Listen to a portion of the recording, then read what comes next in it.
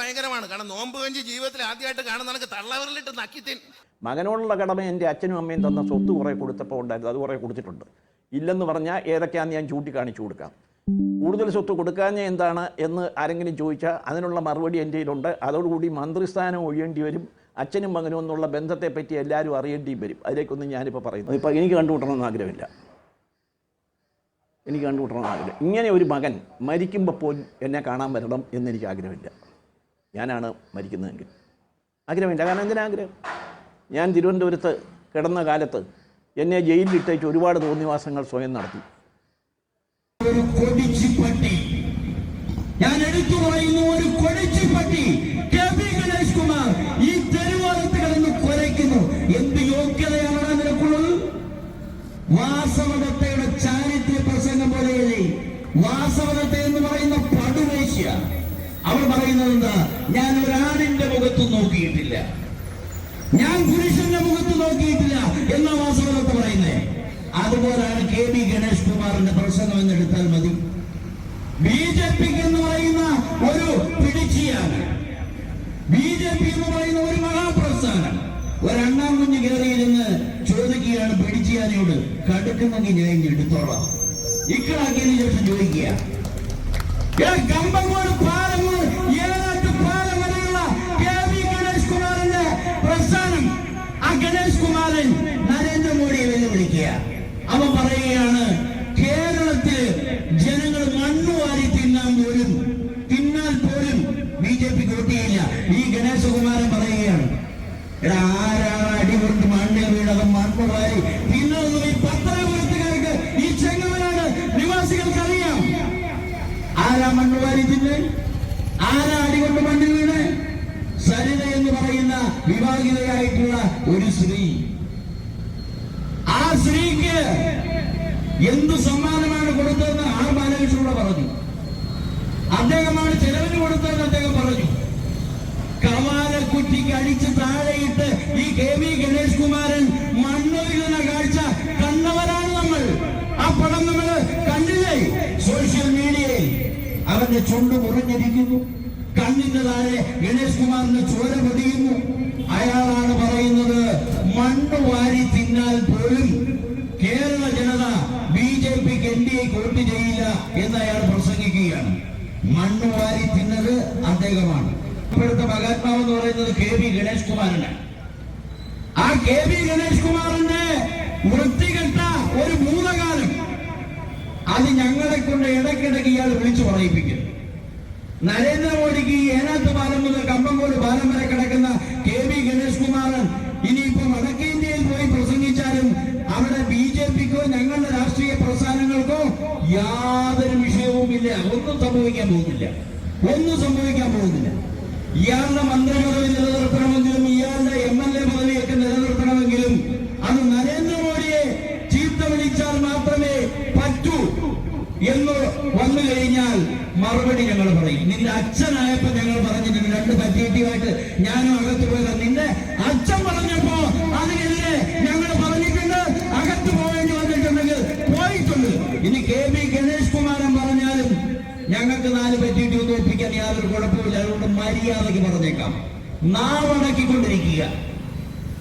അതായത് സുരേഷ് ഗോപിക്ക് നോയമ്പ് കഞ്ഞി കൊടുക്കുന്നു. അന്നം ഏറ്റവും പുണ്യമാണെന്നാണ് നമ്മുടെ സംസ്കാരം നമ്മെ പഠിപ്പിക്കുന്നത്. നമ്മളുടെ അച്ഛനമ്മമാർ പറയുന്നത് ഒരു മറ്റുപോലും വെറുതെ കളയുന്നതാണ് നമ്മുടെ സംസ്കാരം എന്നാണ്. ആ സംസ്കാരം ഉൾക്കൊണ്ടിട്ടുള്ള സുരേഷ് ഗോപി ഒരു നോയമ്പ് കഞ്ഞി കിട്ടിയപ്പോൾ അദ്ദേഹം അത് കഴിച്ചതിന് ശേഷം വിരൽ കൊണ്ട് വടിച്ചത് കഴിച്ചു. വടിച്ചു കഴിച്ചത് കുറ്റമായെന്നാണ് കെ.പി. ഗണേഷ് കുമാരൻ പറയുന്നത്. അവനോട് ഞങ്ങൾ ചോദിക്കുകയാണ്, എടാ സരിത വന്ന എല്ലാ സാധനവും നീ വടിച്ച് കഴിച്ചവനല്ലേ? നീ വടിച്ചു കഴിക്കുന്നതിനെ പറ്റി വലിയ കുറ്റം പറയുന്നുണ്ടല്ലോ. സരിത വന്ന കഞ്ഞി നീ വടിച്ചു കുടിച്ചിട്ടില്ലേ? സരിത വന്നിട്ടുള്ള ഏത് സാധനവും നീ വടിച്ച് കുടിച്ചവനാണ്. അങ്ങനെ കുടിച്ചവനായിട്ടുള്ള കെ.പി. ഗണേഷ് കുമാരൻ പറയുകയാണ്, നോമ്പ് കഞ്ഞി സുരേഷ് ഗോപി വടിച്ചു കുടിച്ചു. ഇപ്പൊ വടിച്ചു കുടിക്കുന്നതാണ് ഇവർ ഏറ്റവും വലിയ തെറ്റായിട്ട് ഇപ്പൊ പറയുന്നത്. എന്നെ ശ്രമിക്കുന്ന NSSന്റെ ആൾക്കാരായിട്ടുള്ള യൂണിയൻ പ്രസിഡന്റ് എന്നുള്ള സ്റ്റാറ്റസിലല്ല അദ്ദേഹത്തെ നമ്മൾ വിമർശിക്കുന്നത്. അദ്ദേഹത്തെ വിമർശിക്കുന്നത് നരേന്ദ്രമോദിയെയും BJPയും സംഘപരിവാർ പ്രസ്ഥാനങ്ങളെയും ചീത്ത വിളിക്കുന്ന, അസഭ്യം പറയുന്ന KB ഗണേഷ് കുമാറിനെതിരെ അതേ ഭാഷയിൽ പ്രതികരിക്കുന്നതിന് ഞങ്ങളുടെ സംസ്കാരം പലരെയും അനുവദിക്കുന്നില്ല. പക്ഷെ സംസ്കാരം ഇച്ചിരി കുറഞ്ഞ നേതാക്കളും ഈ പാർട്ടിയിൽ ഉണ്ടെന്ന് KB ഗണേഷ് കുമാർ മനസ്സിലാക്കിക്കോണം. ആ സംസ്കാരം ഇല്ലാത്ത കുറച്ച് കൂടുതൽ ആൾക്കാർ ഈ പത്തനാപുരത്ത് ബൈജു തൊട്ടാശ്ശേരിയെ പോലെയും അതുപോലെ തന്നെ ബാബുലേയൻ ചേട്ടനെ പോലെയും ഈ കൊട്ടാരക്കര മണ്ഡലത്ത് എന്നെ പോലെയും ഒക്കെ ആൾക്കാരുണ്ട്. ഞങ്ങളിത് പറയുന്നത് KB ഗണേഷ് കുമാർ വ്യക്തിപരമായിട്ടുള്ള യാതൊരു വിരോധവും കൊണ്ടല്ല. പക്ഷെ ഞങ്ങളുടെ പ്രസ്ഥാനത്തിന് നേരെ, ഞങ്ങളുടെ നേതാക്കൾക്ക് നേരെ അനാവശ്യമായിട്ടുള്ള ആരോപണം ഉന്നയിച്ചാൽ അവരുടെ വായിൽ കിടക്കുന്നത് നാക്കല്ല എന്ന് ഗണേഷ് കുമാർ വിചാരിക്കരുത്. ഗണേഷ് കുമാർ ഇങ്ങനെ ഓരോരോ നേരത്ത് സിനിമാ നടിമാരെ ഓടിച്ചിട്ട് പിടിക്കാൻ പോയിട്ടുള്ള കഥ നമുക്കറിയാം. MLA ആകുന്നതിന് മുമ്പ് R ബാലകൃഷ്ണ സാർ അവിടുന്ന് ജാമ്യം എടുത്തുകൊണ്ട് ഇയാളെ ഇറക്കിക്കൊണ്ടുവന്ന ഒരു ജില്ലാ പഞ്ചായത്ത് അംഗത്തെയാണ്.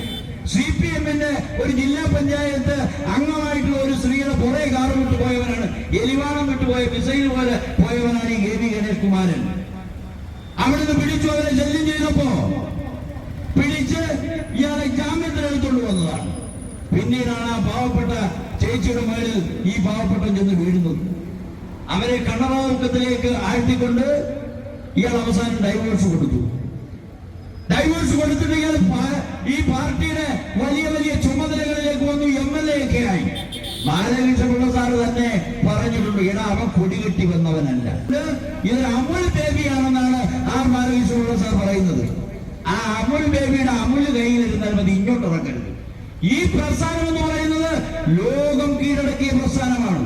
തീവ്രവാദികളാക്കുന്ന KB ഗണേഷ് കുമാരനും മരിച്ചുപോയ അദ്ദേഹത്തിന്റെ പിതാവായിട്ടുള്ള R ബാലകൃഷ്ണപിള്ളയും മദനിയെ കുറിച്ച് പറഞ്ഞത്, എനിക്ക് പിറക്കാതെ പോയ മകനാണ് മദനി എന്നാണ് ഇദ്ദേഹത്തിന്റെ അച്ഛൻ പറഞ്ഞത്. അപ്പൊ ആ വിത്തിൽ നിന്ന് പിന്നെ ഈ ഗുണമല്ലാതെ മറ്റൊന്നുണ്ടാവും നമ്മൾ വിചാരിക്കുന്നു. നിങ്ങളുടെ കുടുംബത്തിലെ വിഷയം പോലും നിങ്ങൾക്ക് പരിഹരിക്കാൻ കഴിയുന്നില്ല. ഓർമ്മയില്ലാതെ കിടന്ന R ബാലകൃഷ്ണപിള്ള സാറിന്റെ കൈപിടിച്ച് ഒപ്പിടിയിപ്പിച്ച് പുതിയ വിൽപത്രം ഉണ്ടാക്കി സ്വന്തം സഹോദരിമാരുടെ വസ്തുക്കൾ, ഷെയറുകൾ അടിച്ചെടുത്തവരാണ് ഈ കവല പ്രസംഗം നടത്തുന്ന, ചാരിത്ര്യ പ്രസംഗം നടത്തുന്നത്. നിന്നേക്കായി യോഗ്യത കൊണ്ട് ഈ പാടത്ത് പണിയെടുക്കുന്ന പാക്കരം പണിക്കന് നിന്നേക്കായി യോഗ്യതയും നിന്നേക്കായി അഭിമാനവും ഉണ്ട്. നിന്നെ കൂട്ടിതുപോലെ സ്വന്തം പെങ്ങന്മാരെ കബളിപ്പിച്ച് അവരുടെ സ്വത്തുക്കൾ തട്ടിയെടുത്തിട്ടില്ല പാക്കരം പണിക്കൻ. അവൻ അധ്വാനിക്കുകയാണ് വയലേലകളിൽ. നീ അധ്വാനിക്കാതെ കിടന്നുകൊണ്ട് ഇത്തരത്തിൽ ദേശീയ നേതാക്കൾക്കെതിരെ പുലമ്പരുത് എന്നുള്ള ഒരു ഓർമ്മപ്പെടുത്തൽ മാത്രമാണ് ഈ അവസരത്തിൽ പറയാനുള്ളത്.